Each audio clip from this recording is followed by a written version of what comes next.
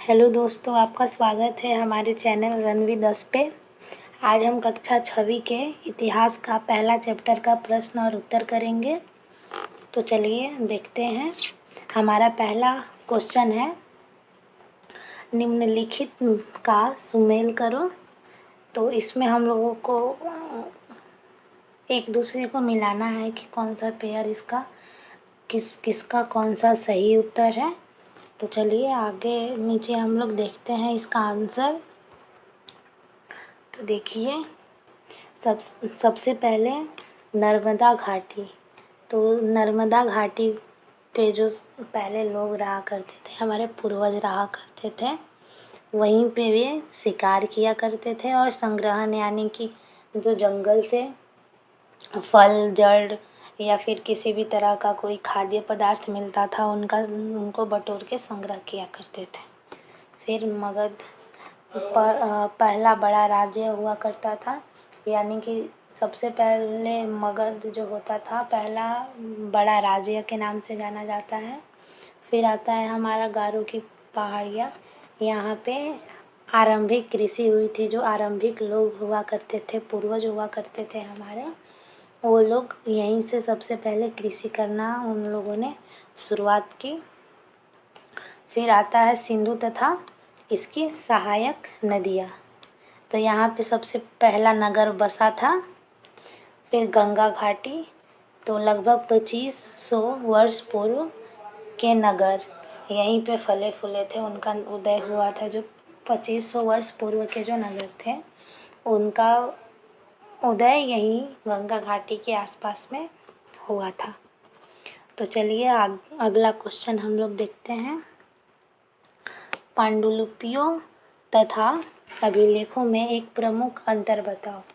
तो चलिए देखते हैं। पांडुलिपियाँ प्रायः ताड़पत्रों अथवा भोजपत्रों पर हाथ से लिखी जाती थी, जबकि अभिलेखों को पत्थर या धातु जैसे कठोर सतहों पर उत्कीर्ण किया जाता था। यानी कि जो पांडुलिपियाँ थी वो ताड़पत्रों और भोजपत्रों पर हाथों से लिखी जाती थी, यानी कि जो पेड़ पौधों के जो पत्ते होते थे उस पे हाथों से लिखी जाती थी पांडुलिपियाँ। वही हम अभिलेखों का बात करें तो ये पत्थर होते हैं और जो धातु होती है उसके कठोर सतहों पे उसको उकेर कर यानी कि खोद के उस पे लिखा जाता था। चलिए अब अगला क्वेश्चन हम लोग देखते हैं। रसीदा का प्रश्न को फिर से पढ़ो, इसके क्या उत्तर हो सकते हैं। तो जो चैप्टर का इसका शुरुआत होता है वो एक रसीदा नाम की छात्रा है, उसके एक क्वेश्चन से होता है। और क्वेश्चन ये रहता है कि जो रसीदा है वो ये क्वेश्चन करती है कि बहुत पहले क्या हुआ, हम ये किस तरह से जान सकते हैं। पहले के लोग क्या खाते थे, कहाँ जाते थे, या फिर कौन सा कार्य करते थे, कैसे रहते थे, उस बारे में हम लोग कैसे जान सकते हैं। तो चलिए इसका आंसर हम लोग देखते हैं। हमें अतीत के विषय में पांडुलिपियों व अभिलेखों का अध्ययन करके जानकारी प्राप्त की जा सकती है। अभी हम लोगों ने बताया वो पांडुलिपि और अभिलेख के बारे में, तो उसी के द्वारा हम लोग उसी का अध्ययन करके उसकी जानकारी प्राप्त कर सकते हैं।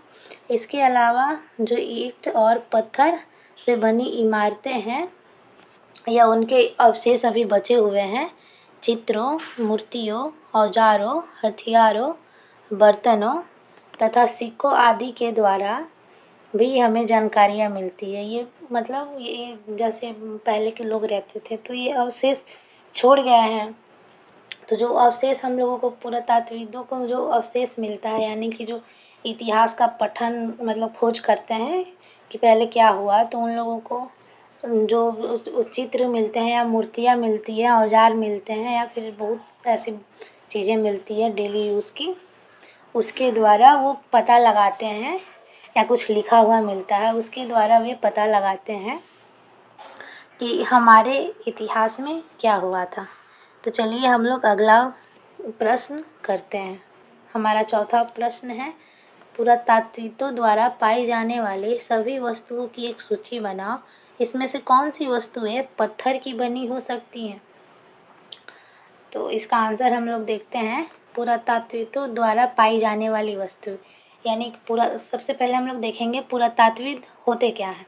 तो जो हमारे इतिहास पहले जो हो चुका है, तो इतिहास के बारे में जो जानकारी हम लोगों को देते हैं, मतलब खोज करते हैं, फिर उसके द्वारा हम लोगों को जानकारी देते हैं, उनको पुरातात्विक बोला जाता है। पुरातात्विक द्वारा पाई जाने वाली वस्तुएं, तो सबसे पहले सिक्के आती हैं, फिर हथियार आते हैं, आभूषण, चित्र तथा मूर्तियाँ, औजार, हड्डियाँ, पत्थर तथा ईंटों की बनी इमारतों के अवशेष मिलते हैं। पत्थर से बनी वस्तुएं, तो सबसे पहले पत्थर से इमारतें बनी हुई वस्तुएं मिलती हैं, हथियार मिलते हैं, औजार मिलते हैं, फिर अलग अलग देवी देवताओं या फिर अलग अलग धर्मों की हम लोगों को मूर्तियाँ मिलती हैं, या लोग की मूर्तियाँ मिलती हैं जो पत्थर के बने होते हैं। 5वां प्रश्न को देखते हैं। सबसे पहले क्वेश्चन पढ़ते हैं। साधारण स्त्री तथा पुरुष अपने कार्यों का विवरण क्यों नहीं रखते थे, इसके बारे में तुम क्या सोचती हो। यानी कि क्वेश्चन ये है कि साधारण स्त्री और उस समय के जो पुरुष थे, उन लोगों के कार्यों का विवरण क्यों नहीं उन लोग रखते थे, और इसके बारे में आप क्या सोचते हैं। तो चलिए हम आंसर देखते हैं। साधारण स्त्री और पुरुष अपने कार्यों का विवरण नहीं रखते थे, इसके निम्नलिखित कारण हो सकते हैं। पहला कारण, साधारण स्त्री और पुरुष अपने कार्यों को इतना महत्वपूर्ण नहीं मानते होंगे कि उनका विवरण तैयार किया जा सके। यानी कि जो साधारण स्त्री और पुरुष थे, वो अपने कामों को महत्व नहीं देते होंगे, इसीलिए वो अपना विवरण तैयार नहीं किए रहते थे। दूसरा कारण ये हो सकता है, यह भी संभव है कि वे पढ़े लिखे ना हो। यानी कि ये भी हो सकता है कि उस समय के जो साधारण स्त्री पुरुष हो, वो पढ़े लिखे नहीं होते होंगे, इसीलिए उनका विवरण नहीं मिलता है।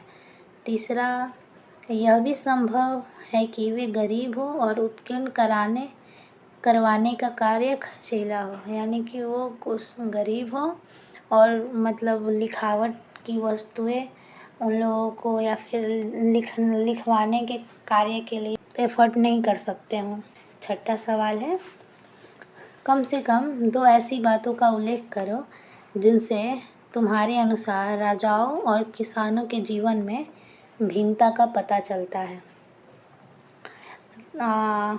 तो इसका हम लोग आंसर देखते हैं। राजाओं और किसानों के जीवन में अंतर, मतलब ऐसा एग्जाम्पल देना है 2, जिसके अनुसार राजाओं और किसानों के जीवन में अंतर हम लोगों को अंतर के बारे में हम लोग पता लगा सकें। तो हमारा पहला है, राजाओं का जीवन वैभव और ऐश्वर्य से परिपूर्ण होता है, जबकि किसानों का जीवन कष्टों भरा होता है, यानी कि कष्टों से भरा होता है। सबसे पहले राजाओं का जीवन जो होता है वो सुखी रहते हैं, उनके पास वैभव रहता है, ऐश्वर्य रहता है। लेकिन वहीं किसान जो होते हैं, वो कृषि करते हैं, उन्हें अनेक कष्टों का सामना करना होता है।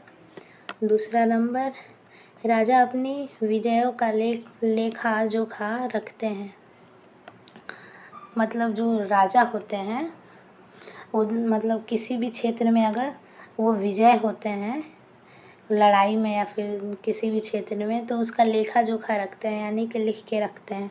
जबकि किसान अपने कार्यों का लेखा जोखा नहीं रखते हैं। और लेकिन जो किसान होते हैं, वो अपने कार्यों का लेखा जोखा नहीं रखते हैं, लिख के नहीं रखते हैं कि उन्होंने क्या कार्य किया। अब हम 7वां प्रश्न देखेंगे।